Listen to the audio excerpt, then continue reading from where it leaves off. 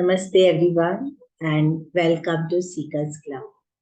आज का हमारा टॉपिक है कॉन्सिक्वेंसेस ऑफ सुसाइड, सुसाइड के परिणाम।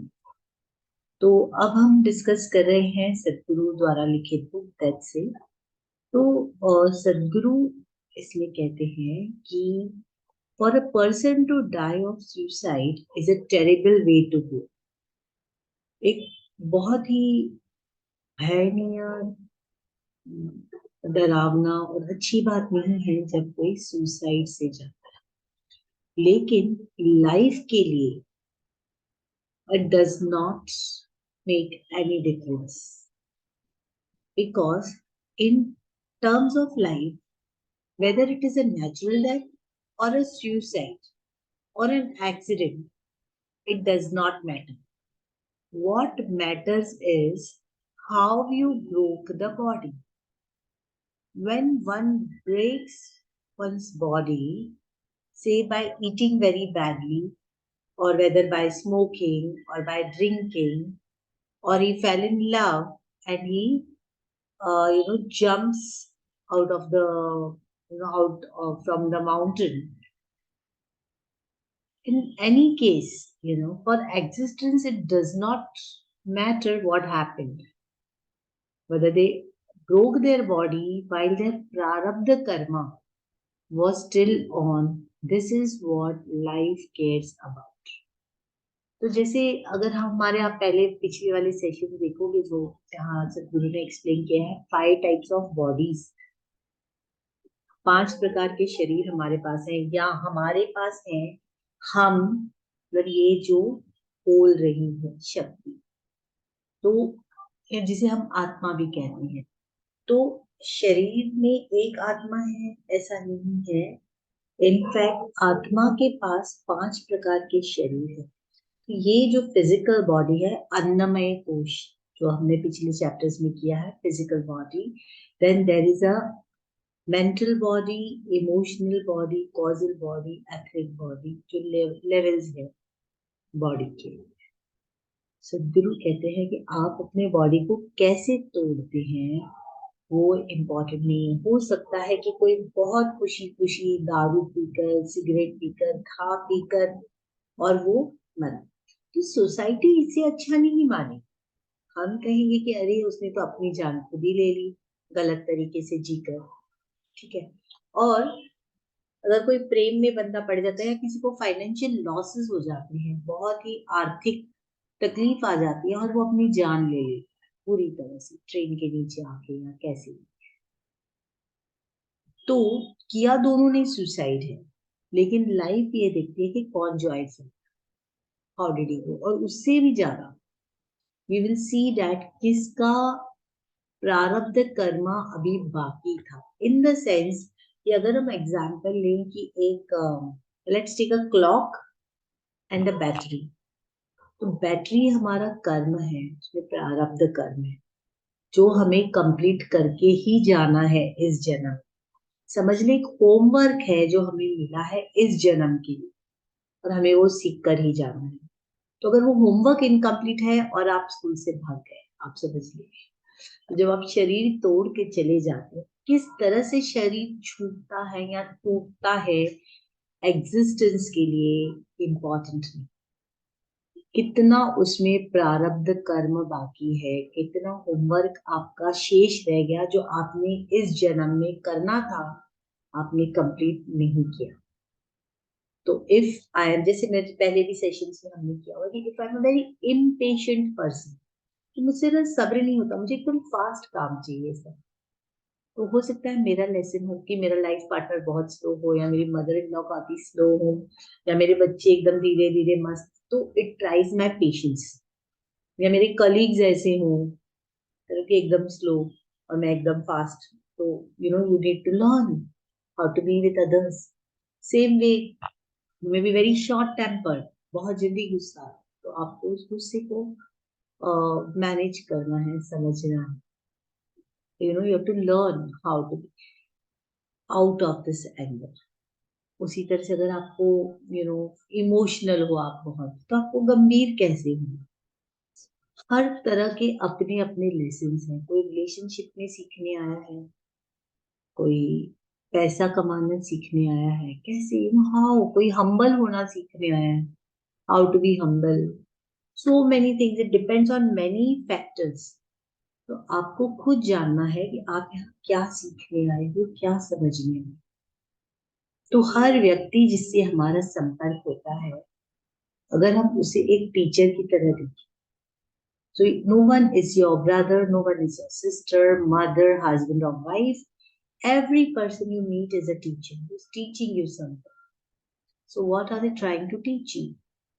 जब आप ये आपके सारे कर्मा सॉर्ट कर लेती हो, हिसाब जब उसका बराबर हो जाता है, लेवल हो जाता है एटलीस्ट इस लाइफ टाइम का, तो आप देन इट इज, हो सकता है कि आपका प्रारब्ध कर्म खत्म हो गया और आप तभी सुसाइड कर रहे हैं, तब आपका एक्सीडेंट हो जाता है, तो it is more like a natural death. लेकिन आपका प्रारब्ध कर्म अभी बाकी है और आपने शरीर तोड़ दिया, तो it is quite difficult. Then it is a very bad thing. That is what he says. Let me read from the passage, it will know. So it says that we need to understand that either with suicide or with another kind of death, you are only killing the physical body, and you can only kill the physical body, but that you are putting an end to the Annamaya Kosha and the conscious part of the body, that is the Manomaya Kosha. That is all. You cannot end it completely. तो अगर कुछ लोग दुख से या मुसीबतों से घबरा के बॉडी को एंड करके उन्हें लगता है जान छूट गई, मुसीबतों का अंत हो जाएगा, अगर मेरा अंत हो गया तो ये गलत है। क्योंकि आपको समझना है कि आप और आपका शरीर दो अलग अलग चीजें हैं। आपके पास शरीर है, आप शरीर नहीं हो। आपके पास मन है, दिमाग है, आप मन नहीं हो। जिस दिन आपको ये क्लैरिटी आती है, it will be, you will not, the people who go or even think of ending their life will not do that. बिल्कुल clarity, I am not this body and I am not this mind, I have the body, I have the mind and I have this situations. Situations कठिन लग सकती हैं, बहुत मुश्किल लग सकती हैं, लेकिन जब तक आपने अपने प्रारब्ध कर्म को कंप्लीट नहीं किया है, आपकी मुसीबतों का कोई अंत नहीं। अगर आपको मुसीबत लग रही है तो उसका एक ही सॉल्यूशन है कि उसको फेस करना। आप भाग नहीं सकते। शरीर को खत्म कर देने से ये प्रॉब्लम्स खत्म नहीं होती है। माइंड जो है चल रहा है वो बंद हो जाएगा, लेकिन आप जो हो ना, जो एनर्जी है, can never be destroyed, can never be created, it can only be transform.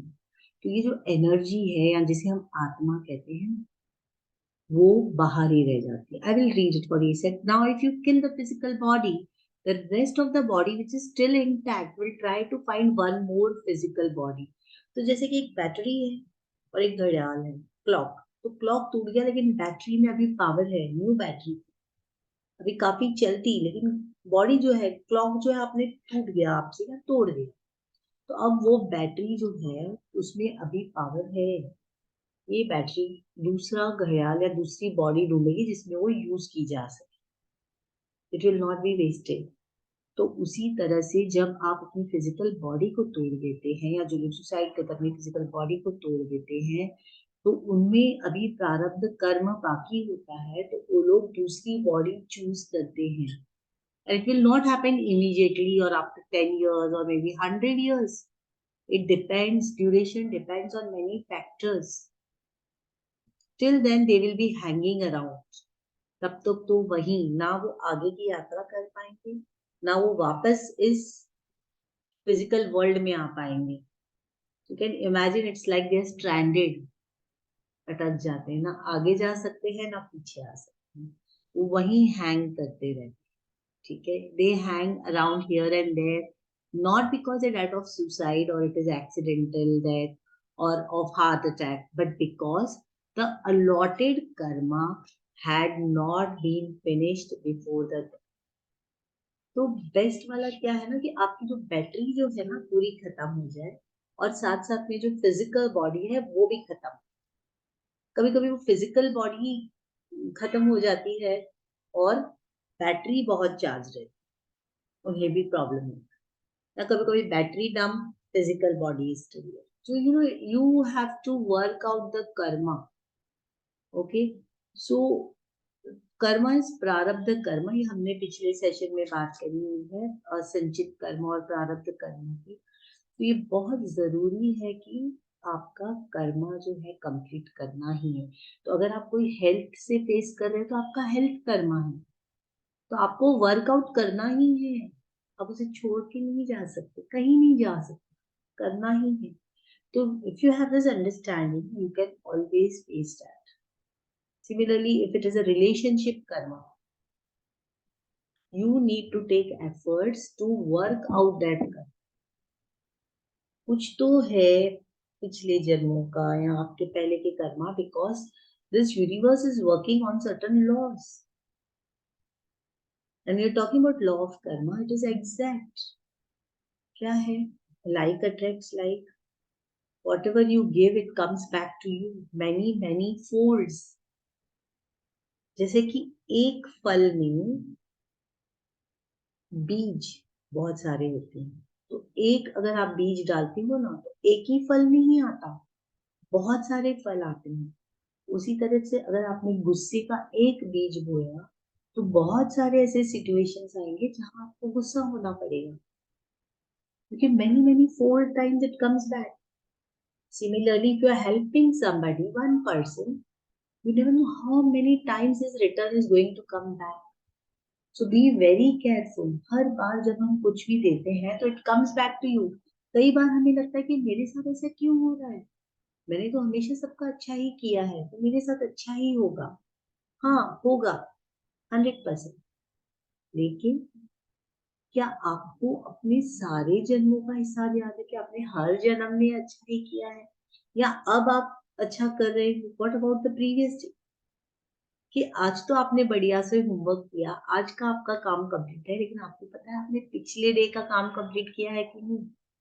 वो अगर इनकम्प्लीट है तो कई बार this answers to the question, कई बार हम देखते हैं कि अच्छे लोग बहुत सफर करते हैं कभी कभी, सोचते बेचारे इतने अच्छे हैं, हस्बैंड वाइफ है इतना। I remember an incident where I think I attended a session with our teacher when I was doing pranic healing course, and वहां पर एक क्वेश्चन पूछा था कि एक हस्बैंड वाइफ थे, बहुत अच्छे थे और मतलब वेरी सोशल, वेरी हेल्पफुल, लेकिन उनका बेटा जो है वो ऑटिस्टिक था। तो this was hurting the people around. इतनी प्यारा कपल है, इतनी हेल्पफुल है, इतनी अच्छी है, इनके साथ इतना बुरा क्यों हुआ? Okay, so we are not able to see inside क्या है। अब अभी तो हस्बैंड वाइफ बहुत अच्छे हैं, पति बैंक में काम पे है, पत्नी घर में है और बहुत हेल्पफुल है, लोग बहुत ही विनम्र स्वभाव के हैं। तो मुझे लगता है इन्होंने तो कभी किसी का बुरा नहीं किया, इनका इतना बुरा। तो जब पास्ट कर्मा में देखा गया तो पता चला कि ये दोनों जो हस्बैंड वाइफ इस जन्म में, पिछले जन्म में ये जमींदार, दोनों भाई थे सगे, और बहुत अत्याचार करते थे अपने वर्कर्स पर, उनके खेत भी जो काम करते थे उन पर। और ये जो उनका बेटा है ना वो उनका नौकर था, जिनको जो जो बड़ा भाई था जो अब पति बना है इस जन्म, तो बड़ा भाई जो है लातों से मार नौकर को। छोटा भाई भी करता था पर इतना नहीं मारता, जो छोटा भाई था वो सॉरी जो बड़ा भाई था वो पत्नी बना और छोटा भाई था वो पति बना इस जन्म। तो कर्मा कैसे करते हैं कि वो नौकर है वो बेटा बने। अब बेटा ऑटिस्टिक तो वो क्यों सफर कर रहा है? तो वो सफर कर रहा है ऐसे हमें लग रहा है, पर वो तो सेंसेस में नहीं है, वो तो आराम से अपनी दुनिया में है। सफर कौन कर रहा है? सबसे ज्यादा सफर कर रही है माँ, जो कि बड़ा भाई था जो लातों से मारता था, अब उसे इस जन्म में उसकी सेवा करनी पड़ी, बेटा बनकर। और जब वो बेटा है ना तो बहुत अटैच्ड है, प्यार है, तो ज्यादा दुख और दर्द होता है माँ। और जो छोटा भाई था वो पिता है, तो कुछ समय तो उसको राहत मिलती है कि वो काम में जुट जाता है तो भूल जाता है। फिर माँ तो 24 घंटे उस बच्चे के साथ। तो ऐसे कर्मास तो इस जन्म में तो बहुत अच्छे हैं लोग दोनों, लेकिन ये किसी को शायद ही पता हो कि उन्होंने पिछले जन्म का रिकॉर्ड देखे, तब पता चले कि उन्होंने क्या किया था और ये कैसे आया है। तो ये नौकर ही है जो उनका बेटा बनते रहा। So, these things are, you may believe, you may not be, but this is the only explanation we can give why good people sometimes suffer, and sometimes you find very cruel and evil people enjoying. And you think, क्या हुआ भगवान के यहाँ देर है, अंधेर है क्या, ये इतना बुरा कर रहा है, इसके इसको कब हिसाब मिलेगा? तो मिलता है. And it is working on exact science. There is no God sitting up. Everything is working on the formulas, universal laws, formulas. और ये formulas बिल्कुल सटीक है, एग्जैक्ट है. तो इट्स लाइक ग्रेविटेशनल फोर्स.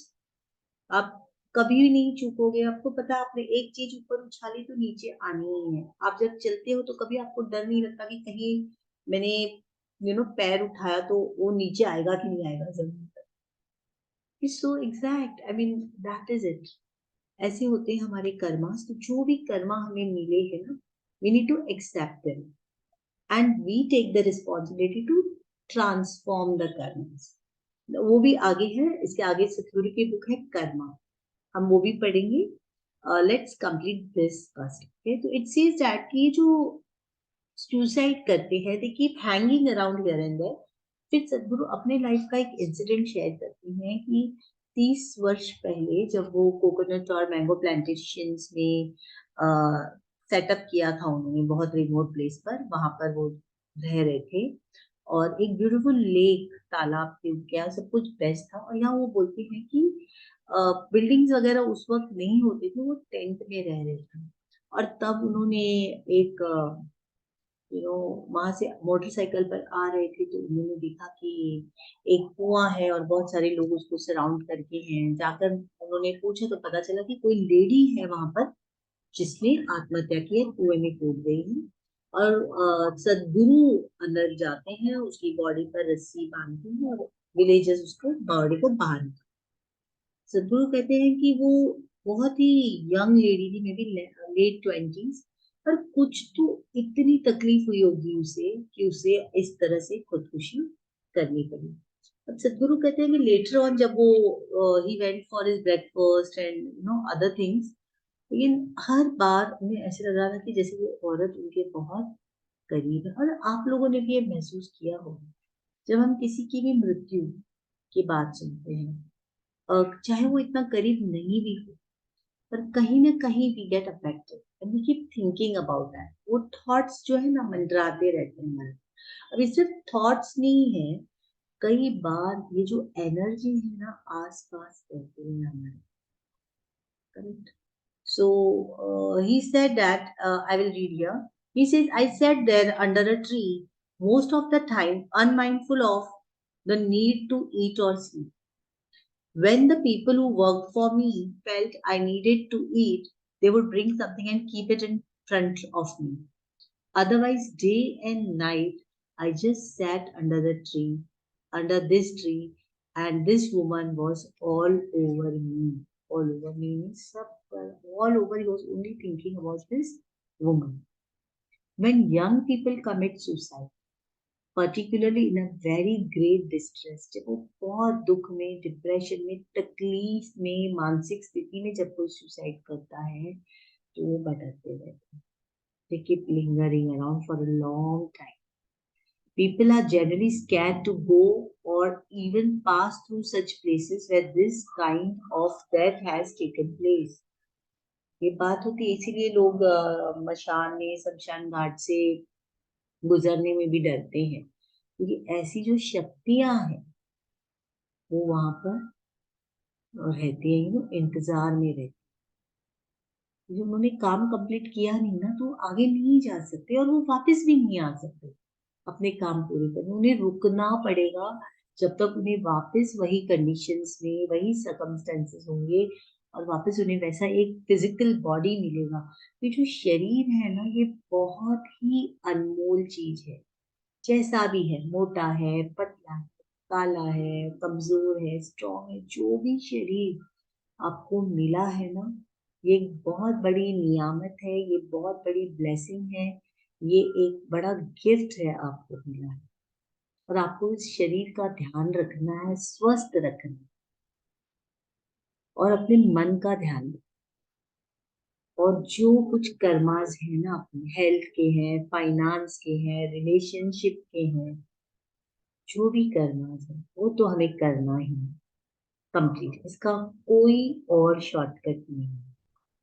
तो अपनी इस गिफ्ट का, इस शरीर का आपको बहुत ध्यान रखना है, क्योंकि ये आपको वापस नहीं मिलेगा। कई जन्मों तक, आपको पता भी नहीं कितना समय लगे वापस आपको इसे प्राप्त करने में, अगर आप इसे बीच रास्ते में ही छोड़ देते हैं तो। जैसे कि आपका स्टेशन, मंजिल अभी आई नहीं और आप बीच में ही उतर गए, तो पता नहीं आपको उसी मंजिल पर पहुंचाने वाली ट्रेन आपको कब मिलेगी। तो इस शरीर अपना वो ट्रेन है जो हमें उस मंजिल पर ले जाए। इस शरीर का ध्यान रखें तब तक जब तक आपने सारे कर्मास, आपके सारे प्रारब्ध कर्मास कंप्लीट कर दिए, तब आप इसे बहुत आराम से त्याग सकते हैं। ओके, त्याग सकते हैं, या अपने आप से बैटरी खत्म, power goal. Okay, so he says that but it is not the place, it is the person. तो उस जगह में जाने से लोग डरते हैं। कई बार वैसे फ्लैट लोग नहीं खरीदते जहां पर ऐसे सुसाइड केसेस होते हैं। तो अगर किसी घर में सुसाइड हो गई तो फ्लैट बिकते नहीं, क्योंकि लोग डरते हैं कि अरे नहीं, इस जगह में नहीं लेना। पर बात उस जगह की नहीं होती, उस एनर्जी की होती है जो वहां पर घूम रही है। Okay, so if we handle the person, then the place is cleared. This is when a ritual like Kal Bhairava Karma, which we will look in later, becomes very important. तो यहाँ पर कुछ ऐसे कर्म कांड करके हम उस एनर्जी को हेल्प कर सकते हैं, उस एनर्जी को या उस जगह को कम से कम हम क्लीन कर सकते हैं वहां से। उस एनर्जी को तो हेल्प कर ही सकते हैं, इसलिए तो हम ये किताब पढ़ रहे हैं कि होता क्या है, हम क्या कर सकते हैं किसी की मदद।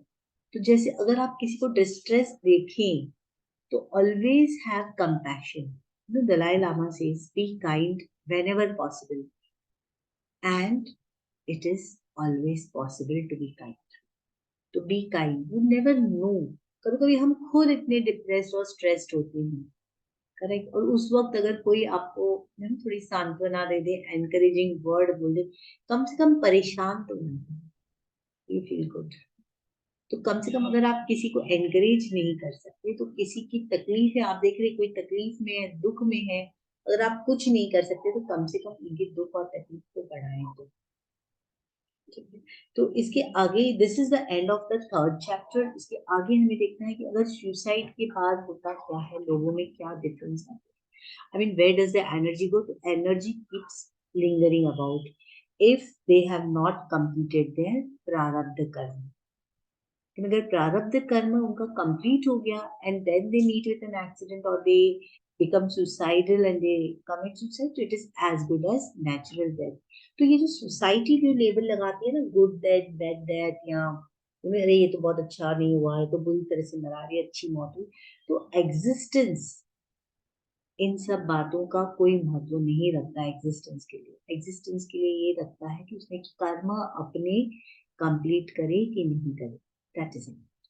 So here we come to an end of the third chapter, quality of life, where we spoke about consequences of death. इसके आगे वाला चैप्टर पे हम आएंगे जो बात करता है कैन डेथ बी हैक्ड, कि when the body is still strong, what is meant to be can always be transcended। मतलब डेथ को चीट कर किया जा सकता है क्या, डेथ को हम हैक कर सकते हैं क्या? Very interesting.